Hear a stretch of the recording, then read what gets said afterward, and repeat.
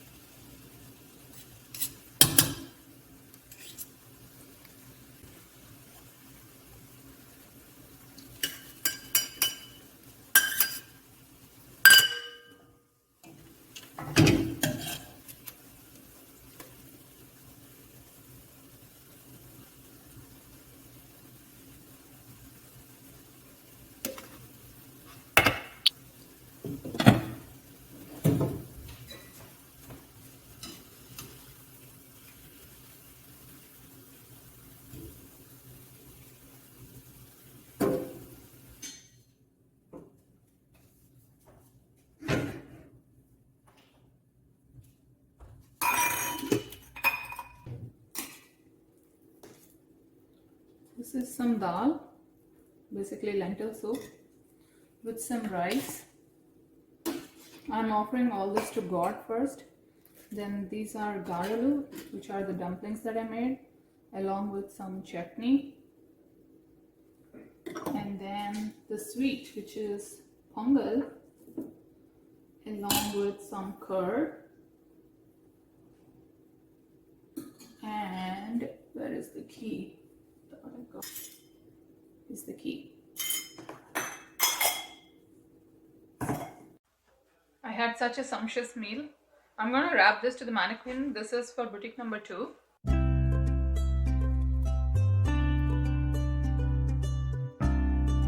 I put this blouse on too. Look, the rhinestones, they shine so much. For one of the blouses that I made for myself, I had rhinestones on, and it was almost like I was wearing another layer of jewelry all around.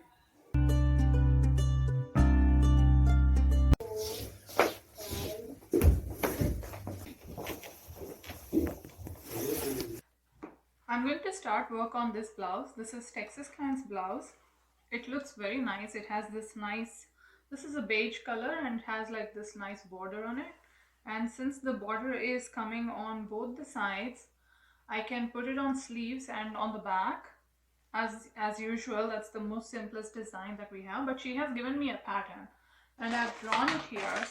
And then she wants a keyhole at the back in this shape. This is the back bodice. To cut the keyhole, what I generally do is, for the keyholes, I always have an interfacing inside it. So this is my lining, this is the main blouse fabric, and then I have an interface. So I'm going to cut it now. Now this interfacing, I'm going to cut it with a 1-inch width. 1 inch is usually enough. I'll put this interfacing over here like this while stitching. The back bodice is done. I have to put hooks here, and this is how I completed the keyhole. So she can put a hook here and then a few hooks here.